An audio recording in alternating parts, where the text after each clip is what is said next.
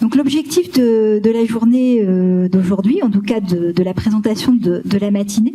ça va être de vous donner les clés, si ça veut bien fonctionner.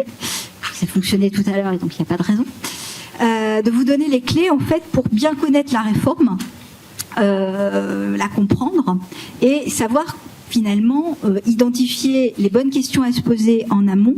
bonnes questions à se poser pour in fine bien se préparer. Comme toute réforme au niveau de l'administration fiscale, il y a une dimension obligatoire.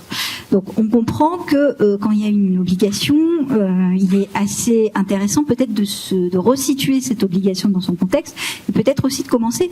par rappeler le pourquoi, donner un peu de sens à ce qu'on fait. Pourquoi est-ce que l'État demande aux entreprises de passer à la facturation électronique? C'est ce qu'on vous propose de faire en évoquant les grands principes de la réforme et ensuite en voyant finalement qui est concerné, quand, qu'est-ce qu'il va falloir finalement transmettre à l'administration, parce que derrière la facturation électronique, en réalité, l'enjeu, c'est une transmission des données de transaction, des données de facturation électronique vers l'administration fiscale. Et enfin, on va voir le comment, puisque quand on est une entreprise, si on a de la dématérialisation à faire, forcément, il y a de l'aide, des adjuvants, que ce soit les éditeurs de logiciels ou, même si c'est pas forcément le cœur en réalité de la journée d'aujourd'hui, des plateformes de dématérialisation.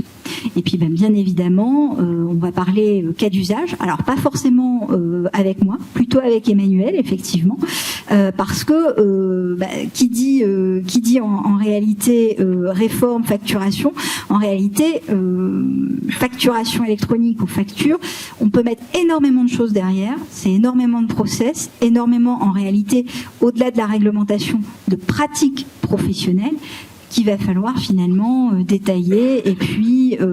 tout simplement faire rentrer dans la facturation électronique. Et c'est ce pourquoi, avec Amélie notamment ces dernières semaines, on a travaillé sur les cas spécifiques du secteur agricole, comme on peut le faire, cela étant, pour d'autres secteurs de l'activité économique